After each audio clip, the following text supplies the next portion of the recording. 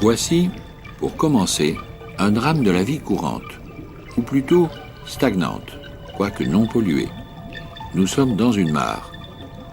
Dans l'ordre de l'apparition à l'écran, un amphibien de l'ordre des urodèles.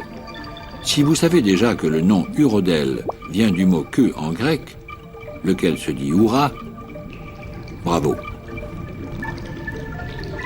Que celui-ci arbore une crête pourrait passer, eu égard à son environnement, pour une politesse naturelle, puisqu'il s'agit de Triturus alpestris, le triton des Alpes. En fait, cela signifie, ainsi que les couleurs, qu'il s'agit du mâle.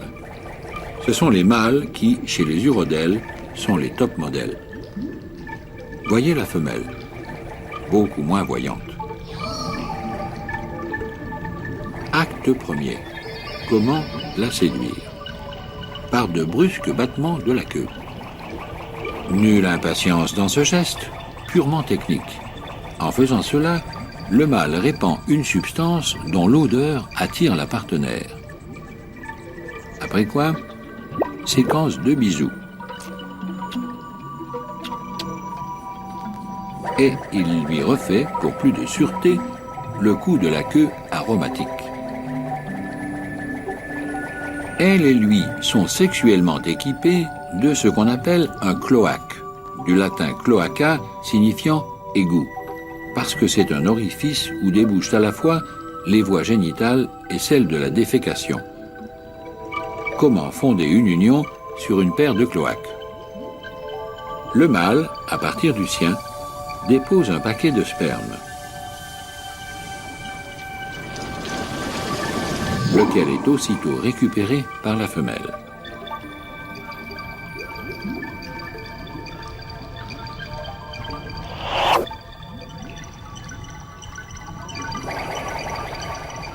Acte 2. La femelle pond et emballe ses œufs dans des feuilles de plantes aquatiques. Elle les plie et les colle avec de la colle de triton qu'elle produit elle-même. Acte 3. Ça y est, elle a de tout petits tritons. Ils se libèrent de leur emballage, lequel reste collé aux feuilles. Ils ont, derrière la tête, comme une crête. Ce sont des branchies externes qui leur permettent de respirer dans l'eau. En voici une partie au microscope. On voit bien, dans les vaisseaux, circuler le sang qui absorbe l'oxygène de l'eau.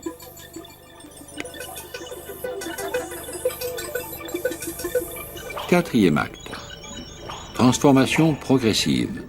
Le corps s'étire. D'abord, les pattes de devant. Puis, les pattes de derrière. On respire toujours dans l'eau. On se nourrit de puces d'eau, de petits vers. Cinquième acte. Les branchies diminuent. Top au système pulmonaire.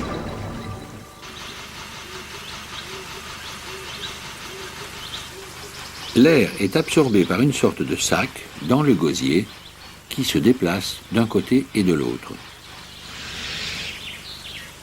Enfin, on respire. Pas pour longtemps. Natrix, Natrix, la couleuvre à collier.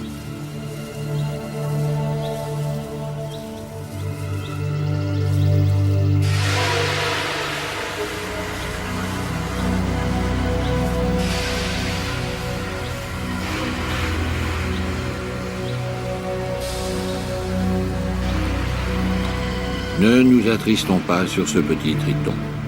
Dans ce cas, ni le père ni la mère n'auraient pu protéger l'enfant.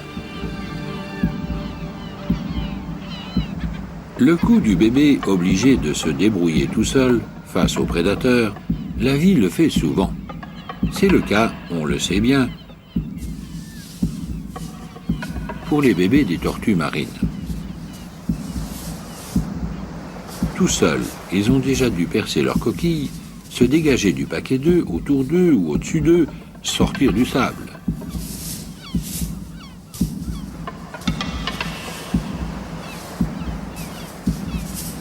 Ils n'ont, pour se guider, que la lumière plus forte qui règne sur la mer, même la nuit.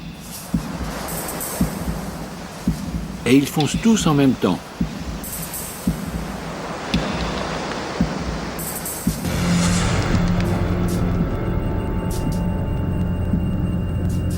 Les oiseaux de mer, ne sachant plus où donner du bec, ça laisse des chances à quelques-uns.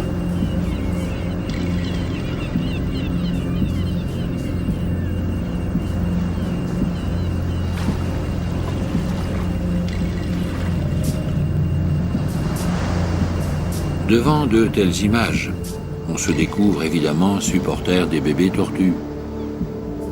Allez, cours, vas-y. Et on serait tenté d'obliger la vie, une fois pour toutes, à nous dire de quel bord elle est. Celui des tortues ou celui des oiseaux? Elle nous répondrait qu'elle est du bord de mer et qu'elle y prélève au profit de la communauté un impôt sur les bébés tortues. Encore ne sont-ils pas tirés d'affaire une fois dans l'eau. Ils doivent aussi acquitter une taxe à la valeur ajoutée aux poissons carnivores.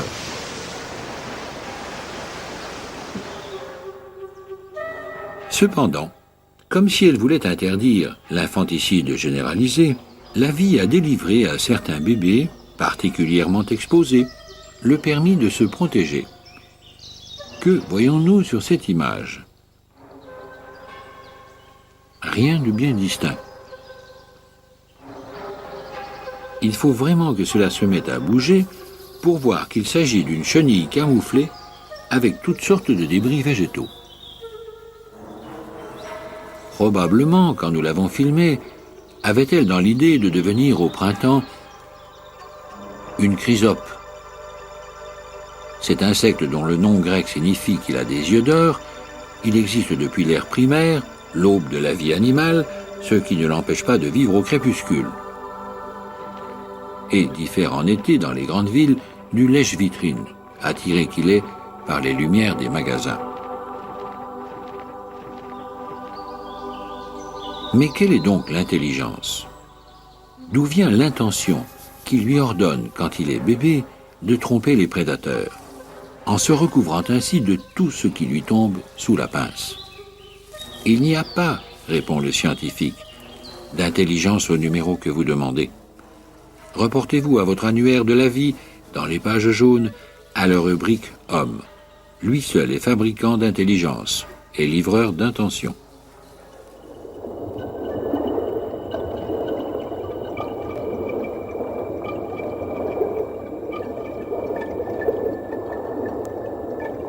Voici, dans une rivière, une larve de frigane, encore un nom grec, Fruganon broussaille. Aristote, qui fut le précepteur d'Alexandre le Grand, appelait ces larves les gâtes-bois, parce qu'un grand nombre d'entre elles, et il y en a plus de 5000 espèces, percent le bois en le rongeant. Au moment de devenir adultes, elles gagnent la surface et deviennent au printemps des insectes munis de longues ailes. En attendant, elles ont une vie aquatique et se construisent des fourreaux de protection avec, ça dépend des espèces, du sable, du gravier ou, comme ici, des débris de bois. Aucune efficacité avec les truites, elles avalent le tout. Quant à l'homme, le pêcheur, il extirpe la larve pour l'accrocher à son hameçon. Comment faire à ce propos? Certainement pas en tirant par la tête. Elle s'agrippe à l'intérieur grâce à des crochets abdominaux. Il faut faire comme cette autre larve, qui veut prendre la place de la propriétaire. pousser par derrière. Ça lui débraye les crochets. Mais voici qu'on donne le choix à cette larve de frigane entre les débris végétaux que son espèce utilise depuis des millions d'années et des petits morceaux de plastique. Elle choisit le plastique, plus facile à découper. Évidemment, elle n'est plus camouflée, on voit tout à travers. Mais peut-être y aurait-il moyen pour elle, enfin, de décourager les truites. De la larve sous plastique, bof.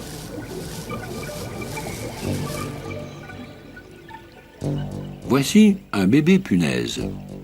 À quoi cela peut-il bien lui servir de se recouvrir de cadavres de fourmis? Nous disons bien de cadavres. Il ne tue pas des fourmis. Il fait, comme disent les chiffonniers, l'état d'ordure des fourmis, qui sont des cimetières à ciel ouvert.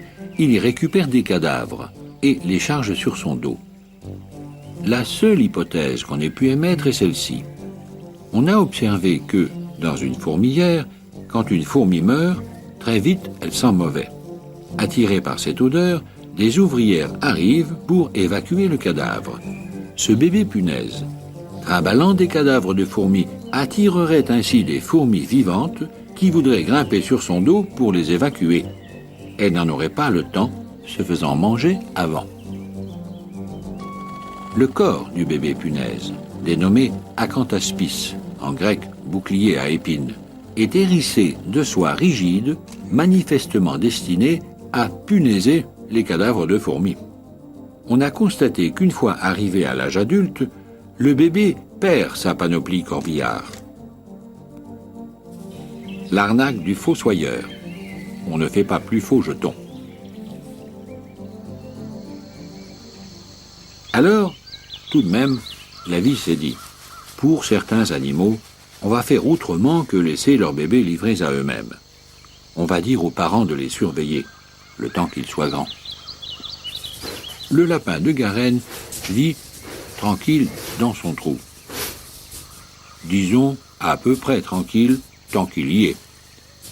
Dès qu'il en sort, c'est une autre affaire. Il est en permanence mort de peur pour lui et sa famille, dont il a un sens très aigu. Comment sait-il que c'est la sienne et pas celle du lapin voisin? Il possède sous le menton des glandes produisant une substance odorante et s'en sert pour marquer ses proches, fondant ainsi entre eux ce que les scientifiques nomment le lien de parentèle.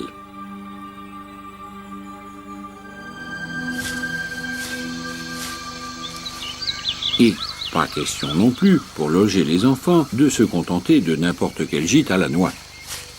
Mieux qu'une chambre à part, un terrier à l'écart de celui des parents, et avec tout le confort, entièrement tapissé en poils de lapine, en poils de maman, puisque, pour la circonstance, elle se les arrache.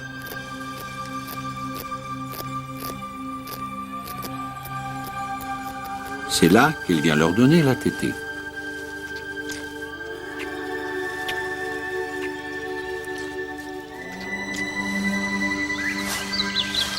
Chaque fois qu'elle s'absente, le temps d'aller grignoter quelque chose, elle referme soigneusement l'entrée en grattant la terre.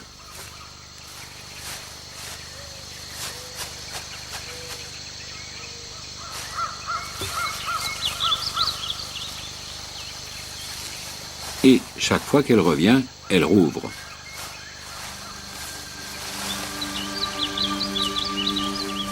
Elle les allait ainsi pendant 4 semaines.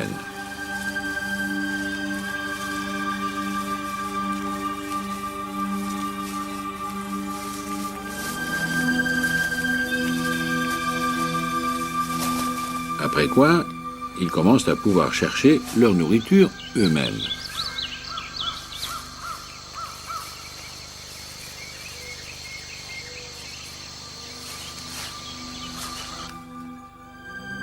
Alors, seulement, ils viennent habiter dans l'appartement de papa et maman. Bien entendu, à cet âge, ils commencent à sortir beaucoup. Pas seulement pour se nourrir, pour jouer, sous la surveillance du père.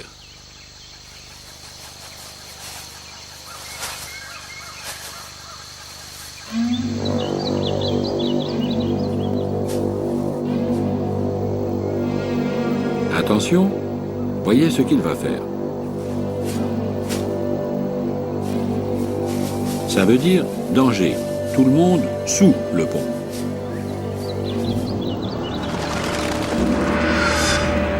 Trop tard. Adieu, petit lapin. Enlevé par un autour, sous les yeux de papa.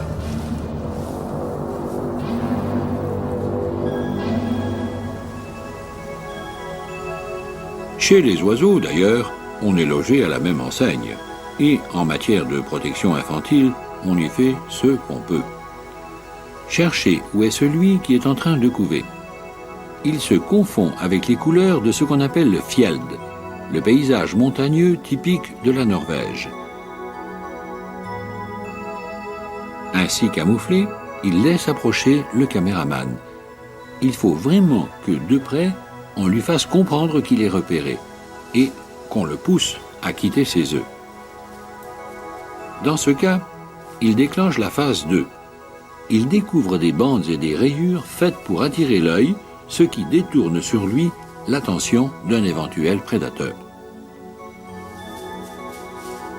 Telle est l'astuce du pluvier guignard.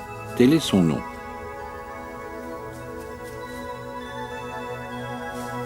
Une fois le danger passé, il se remet à couver, se confondant de nouveau avec son environnement. Circuler, il n'y a plus rien à voir. Dans le même esprit, il y a cependant encore mieux, avec cet oiseau côtier des mers froides qui niche sur le sol. D'abord, ses œufs sont camouflés. Si, malgré cela, un ennemi s'approche, pour détourner son attention, il fait carrément semblant d'être blessé. Il volette, il boite, à la fin, il rampe, style « je meurs, j'agonise, je suis facile à attraper ». On aurait tendance à trouver cela émouvant si l'on ne savait pas que ce stercoraire, dénommé parasite, est justement réputé pour attaquer entre autres les petits des autres oiseaux. Quoi qu'il en soit, quand on niche sur le sol, qu'on a des enfants incapables de se sauver, c'est bien là tout ce qu'on peut tenter de faire. Diversion.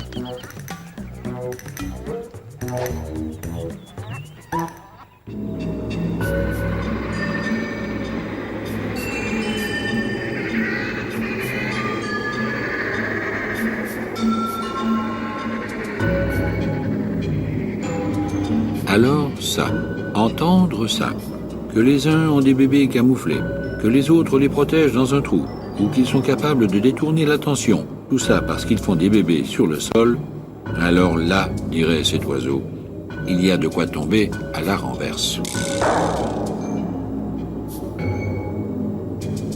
On l'appelle le manchot empereur. Il faut saluer en lui, du moins, le roi de la protection infantile. Pourtant, jugez de ce qui, finalement, peut lui arriver. Nous sommes en Terre Adélie, au mois de mai, donc au début de l'hiver. Il fait déjà moins 20 degrés. C'est le moment, pour la manchotte impératrice, de pondre son œuf, sur ses pattes. Elle n'en peut plus, il y a de quoi. Elle a pondu après 2 mois de jeûne. Aussitôt, elle confie l'œuf à son empereur. À la moindre fausse manœuvre, l'œuf se retrouverait sur la glace et gèlerait très vite, ce qui arrive 1 fois sur 4.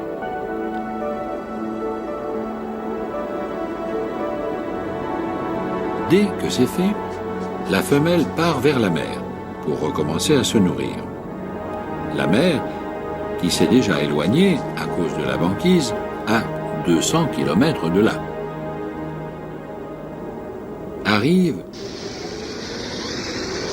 le plus infernal des hivers de la Terre, avec 20 heures de nuit sur 24.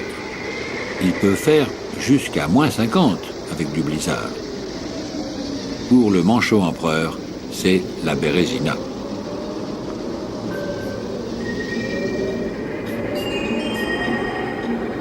L'œuf est protégé par l'extraordinaire plumage isothermique de son père. Des plumes recourbées aux extrémités, se recouvrant comme les tuiles d'un toit, non seulement imperméables à l'eau, mais pouvant rester lisses par un blizzard de 60 km/h et plus. Et, dessous, un duvet qui fait comme un super caleçon molletonné, emprisonnant de l'air immédiatement contre la peau, ce qui conserve la chaleur du corps.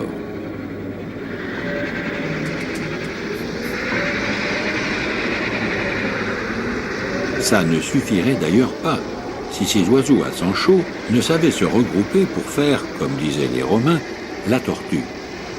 Ils se tassent ainsi jusqu'à 10 au mètre carré. Pas mal, quand on sait que chacun d'eux pèse 45 kilos pour 1,20 m.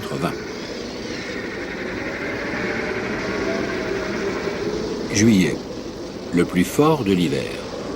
C'est juste ce moment-là que choisissent les poussins pour éclore.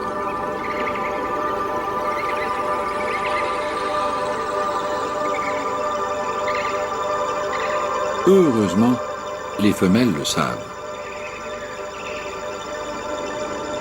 Les voici de retour juste à temps, de nouveau en forme. Chacun son tour, ce sont les mâles qui n'en peuvent plus. Ils en sont à 3 mois de jeûne, dont 2 mois de couvaison. Ils ont perdu la moitié de leur poids. Passe-moi le poussin.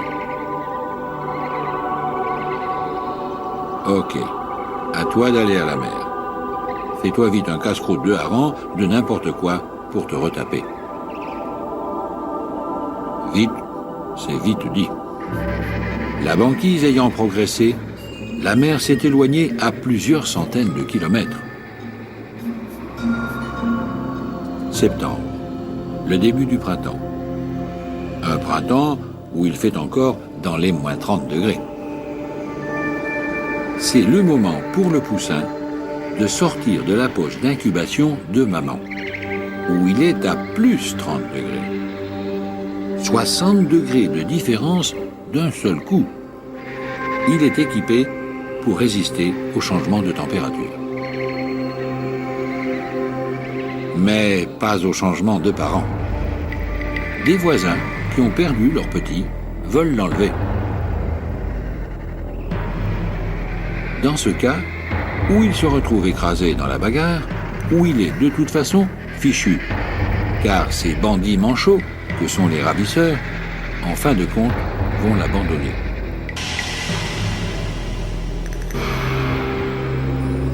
Et il meurt de froid.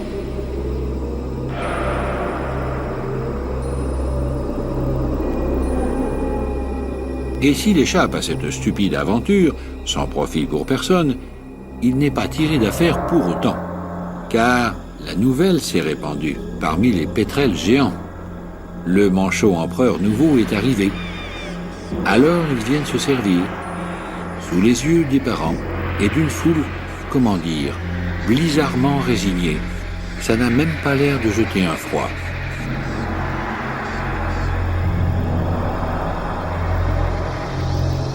C'est le blizzard qui se charge d'en jeter un vrai. Quand il revient, au printemps, il fait une hécatombe de bébés empereurs.